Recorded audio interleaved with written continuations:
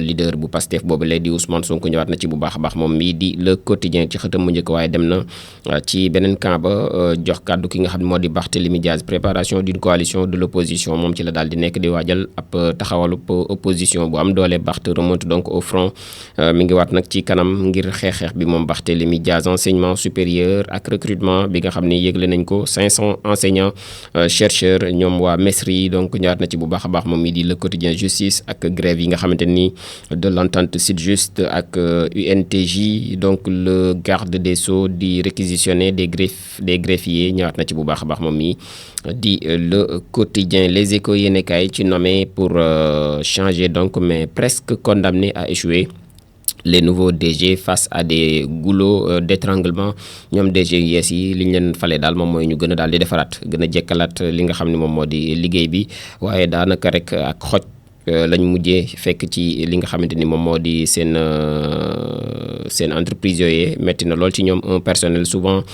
inadapté entre incompétence démotivation ak absence donc de culture de résultat loolee la ñu daal di doon une précarité financière bu alarmante maanaam kees ya daal vide nañ une gestion donc de survie boo xamante ni itam ñu ngi koy jooy des promesses d'embauche suspendues entre blocage administratif ak réalisme brutal loolee yëpp jawaat na ci bu baax a baax moom mii di Les Échos yéenekaay Les Échos des na ci journée Cheikh Ahmadou Bamba donc bi nekk à la place donc de la République Serigne Touba célébré en plein Paris l'extrême droite se déchire moom Serigne Touba daal màggal nañ ko fële ca Paris extrême droite ba ñoom ñoo ngay xëccoo di xiiroo ko ngaayoo à l'ombre donc de la statue de Marianne bi nga xam ne moom des milliers de mourides ñoom ñoo fa daal di dem ngir daal di célébrer le fondateur du mouridisme l'événement ñu daal di koy soutenir par l'UNESCO ak autorisé nag par les autorités parisiennes ay hommes politiques donc la droite de l'extrême droite ñoom dépassé nañ daanaka mbir ma da leen a mujjee sax dépassé ba noppi ñuy daal di dénoncer même certaines voix musulmanes conservatrices dugg nañ ca lu ni mel di ko naqarlu waaye terewul moom Sëñ Tuubaa màggal nañ ko foofee ca donc Paris ñëwaat na ci bu baax a baax moom mi di Les Échos yéenekaay ci xëtam bu njëkk bu tey jëlee enquête quotidien itam ci recrutement massif fële ca université la daal di xëy li nga xam ne ministre de l'enseignement supérieur de la recherche et de l'innovation daal na ko yëgle ne dinañ amal ab recrutement bu yaatoo yaatu ci enseignant chercheur moom it ci la daal di xëy une réforme en déséquilibre ne daal réforme la boo xamante ni daanaka mbir ya tolloowut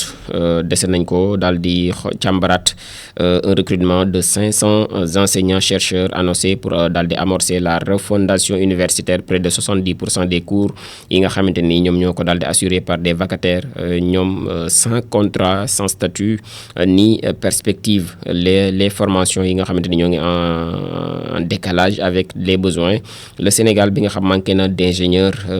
et de chercheurs loolu yëpp ci la daal di ñëw yoo xam ne yu appliqué lañ ak ay techniciens donc moom mu xëy ci di def ab jàngatam ab analyse moom mi di enquête quotidien ci xëtam mu njëkk tey des na ak Waly Diouf Bodian ak attaque contre la presse qui pour arrêter Waly Diouf Bodian ne daal kan moo mën a téye jamono ji Waly Diouf Bodian ginnaaw bi mu attaqué taskatu xabaar yi ñëwaat na ci bu baax a baax moom enquête quotidien sortie bu leader bu Sénégal bi ñu bokk di Barthélémy Diaz moom sans gants moom it la mu xalaat lépp daal na koy yàbbi grève aussi dans la justice Ousmane Diagne sonne la fin de la récréation titre enquête quotidien l'observateur itam ñëw na ci xëtam mu njëkk tey à la une ci ki nga xam dañ ko defeere ni ki démb au parquet de Pikine Guédiawaye Pathé Baldé lay daal di wuyoo dénouement d'une cavale à suspense donc moom Pathé Baldé ginnaaw bi mu daawee woon ce qu'il a dit aux enquêteurs à propos de son jeune frère di Ama Baldé la mu àddu daal ci kaw ki nga xamante ni moom moo di Ama Baldé ginnaaw biñ ko daal di tege yoxo ñëwaat na ci bu baax a baax moom mi di l'observateur des na ci justice bi nga xam ne mi ngi sous tension entretien détonnant bi nga xam ne am na ko avec maître Aye Boun Malick Diop grève prolongée aussi yi nga xamante ni am na prison sous tension alerte sévère du SG du secrétaire général du Sytjust loolu yëpp moom l'observateur xëy na ci xaatim des na ci retour de parquet itam ak les dernières révélations de l'enquête bi nga xam ni ñeel na Kocc Barma donc les 49 millions yi nga xam retrouvé nañ ko dans un compte de la CBAO ak Mitsubishi bi nga xamante ni bu flambant neuf la ak BMW boo xam dernier cri aussi itam nekk ci moomeelam moom mii di Kocc Barma ki ñu njort ni moom mooy Kocc Barma ñëwaat na ci bu baax a baax moom l'observateur. Collecte de données à caractère pornographique, un étudiant moom itam daal nañ koy moom mi ngi en master 1 jël nañ ko jàpp nañ ko ci ab scandale sexuel moom itam placé sous mandat de dépôt pour une série de vols d'ordinateur moom ci càccuk ordinateur lañ ko daal d'appel. L'étudiant T.J. lay wuyoo voit son dossier basculer après la découverte de vidéos compromettantes impliquant plusieurs jeunes femmes. Donc ñaar na ci bu baax a baax moom itam di l'observateur ci Barthélémy Diaz, ancien maire bu Dakaru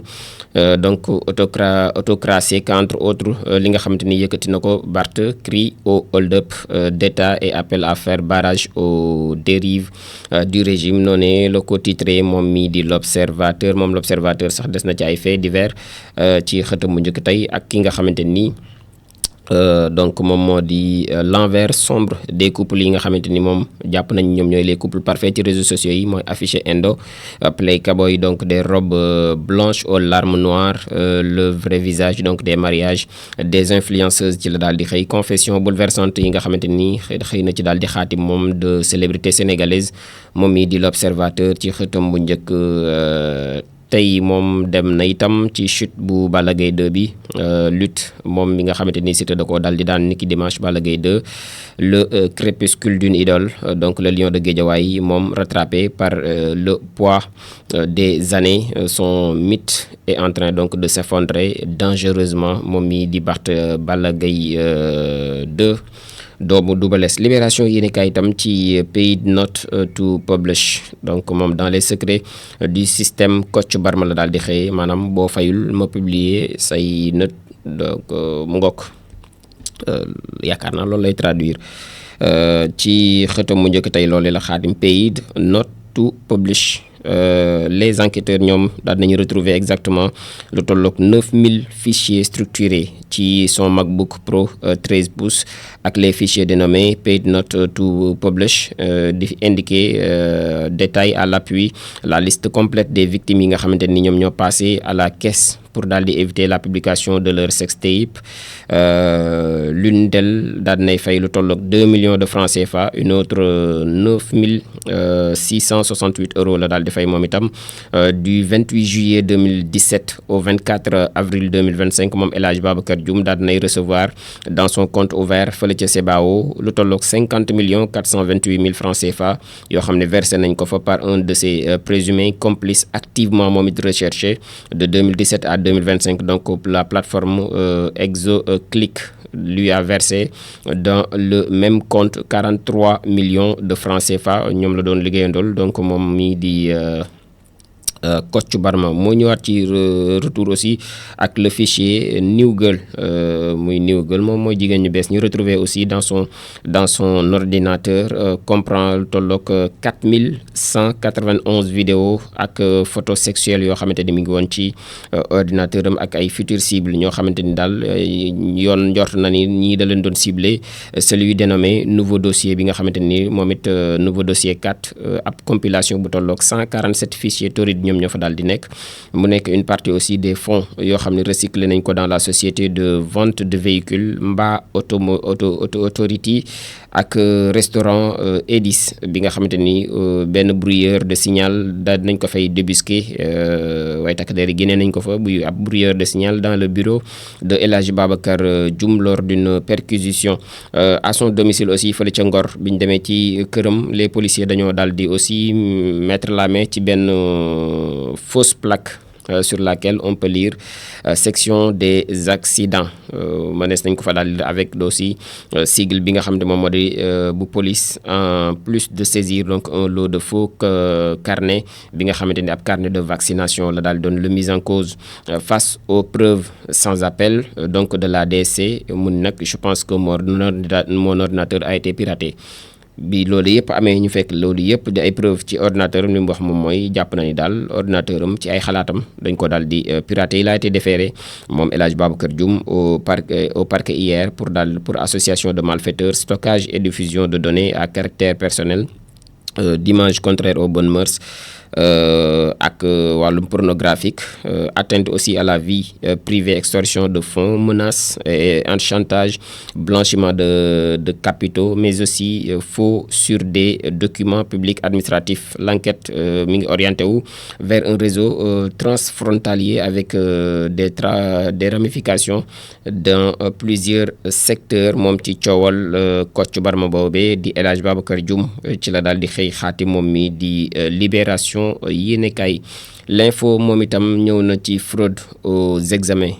fraude yi nga xam ne daal am na ci examen yi, concours général de triche au BFM et au bac ne daal loolu lañ doon concours ren, tricher ak càcc gi ci bac bi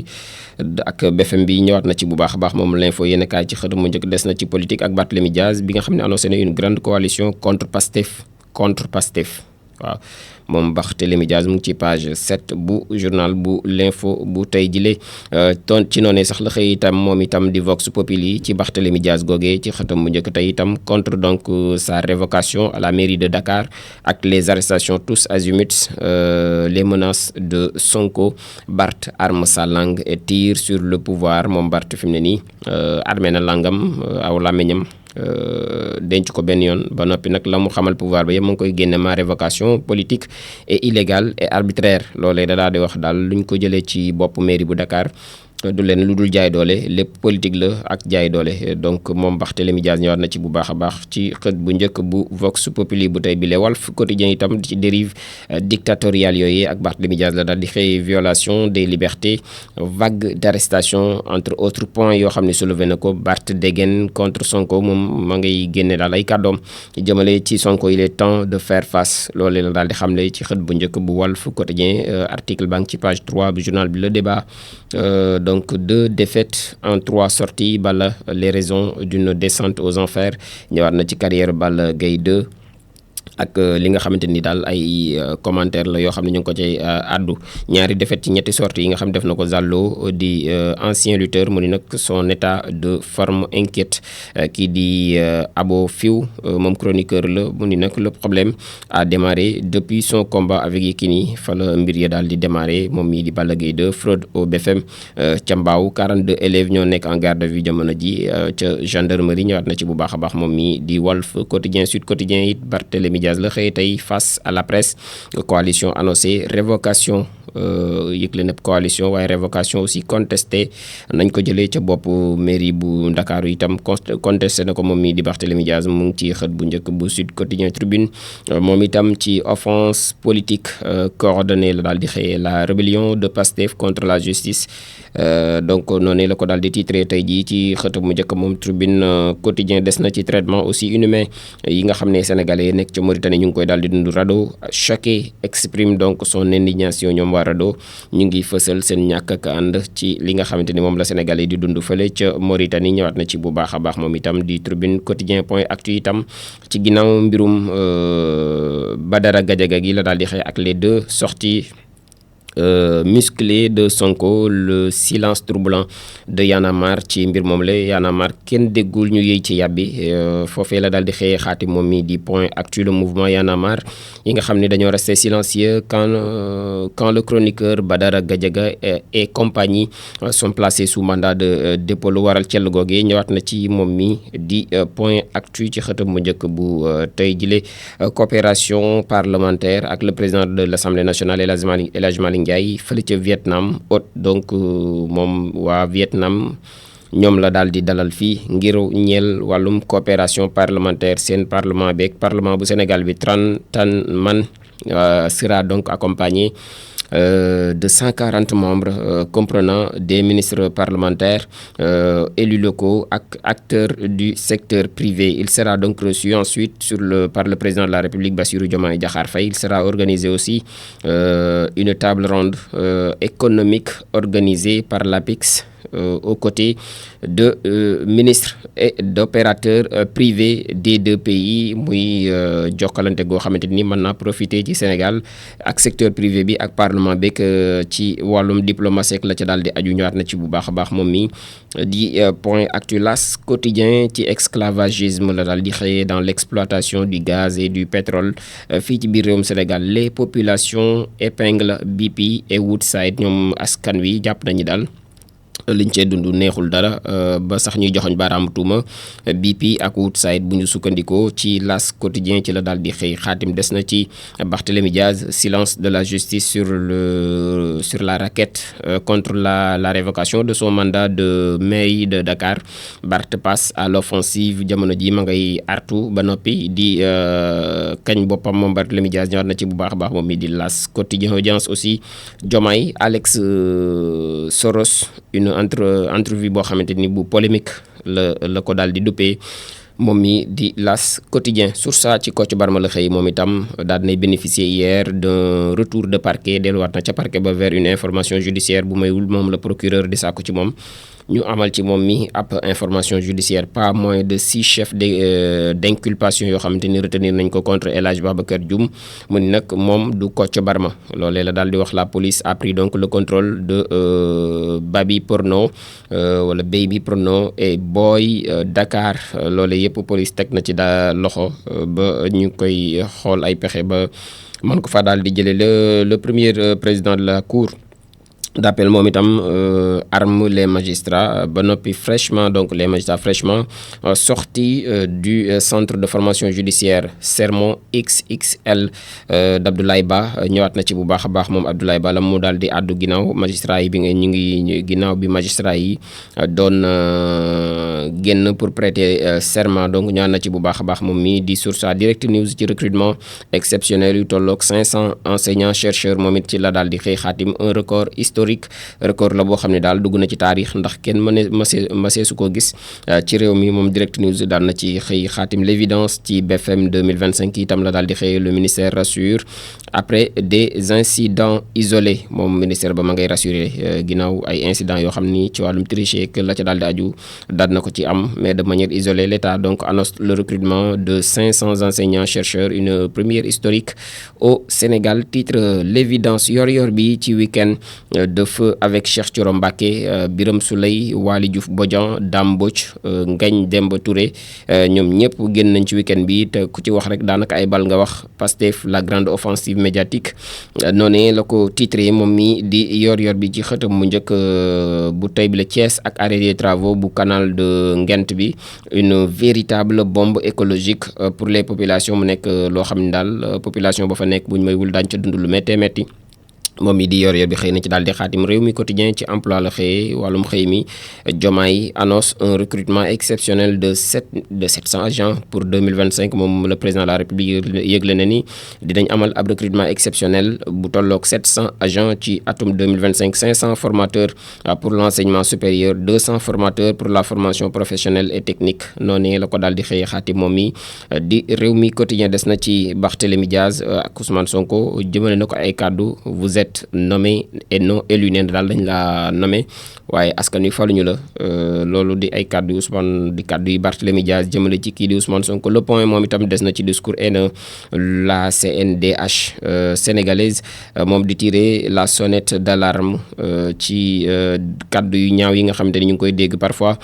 ci penc mi grand magal de Touba des na ci moom itam le point ba léegi ak la brigade d'hygiène bi nga xamante ni lancé nañ les opérations de pulvérisation ca dëkk bu sell boobee di Touba Mbacké ñëwaat na ci bu baax a baax moom le point le soleil national ci université publique yi la xëy recrutement exceptionnel de 500 enseignants loolee le ministre de l'enseignement supérieur de la recherche et de l'innovation daal di yëgle ñëwaat na ci moom itam di leeral moom le soleil national jeexal ak tàggat yaram door kook réew mi quotidien sport plus ginnaaw defetam moom Balla Gaye de face à Siteu dañ ko évacuer à l'hôpital ndax dafa am gaañu donc ñëwaat na ci bu baax a baax moom mi di réew mi quotidien sport plus préparation Afrobasket 2025 les Lions battus par le Mali titre Rewmi quotidien point actu sport itam ci Zarko bi nga xamante ni moom itam ci la daal di xëy Zarko tresse des lauriers à Ada Fass et invite Modou Lo à lui tendre la perche moom bëgg na daal Modou Lo daal koy jox loxo ngir ñu daal di bëree ginnaaw bi mu taggee Ada Fass moom Zarko il est né pour être roi des arènes daal daa judd ngir doon roi des arènes moom mii di Ada Fass. Mercato Abdoulaye Agne Ba mi ngi confirmer son départ au FC Metz ginnaaw bi mu dugalee but bi nga xamante ni moom moo tax Génération Foot daal di gagné coupe du Sénégal moom mii di Abdoulaye Agne ñëwaat na ci bu baax a baax moom mii di point actu. Record itam ci CAF la xëy compétition interclub africaine 7 ans après Jaraaf et Génération Foot encore ensemble ginnaaw juróom-ñaari at yoo xam ne ñoom ñoo demandoo woon teewal Sénégal ñoom ñooy demaat ren ci atum 2026 bi teewal Sénégal ci coupe CAF boobule compétition interclub africaine yi donc ñëwaat na ci bu baax a baax moom mii di record des na aussi ci équipe nationale A ginnaaw blessure ak méforme Seny Jacobs Habib Diallo du temps à rattraper ñoom war nañoo dabaatal ngir mën a daal di nekkaat ci forme gi nga xam ne moom mooy tax ñu convoqué leen ci équipe nationale. Tribune Sport itam des na ci candidat à la présidence de la fédération sénégalaise de football kii di Abdoulaye Fall mu ngi plaider pour l'unité et la stabilité du football sénégalais quelques heures après sa chute devant Siteu. Balla Gaye de blessé avant le combat. moom dafa amee nag gaañu ba laata muy bëre moom Balla Gaye 2 il a été aperçu à l'hôpital Marchand avec donc des béquilles ay béquilles la yoroon dem bi muy dem l'hôpital portant une attelle au genou moom mi di Balla Gaye 2. Tribune des na ci Liga espagnol ak Marcus Rashford bi nga xamante ni signé na fële ca FC Barcelone moom débarqué na au Barça bu ñu sukkandikoo ci Tribune Sport. Globalement lii moo nekkoon lii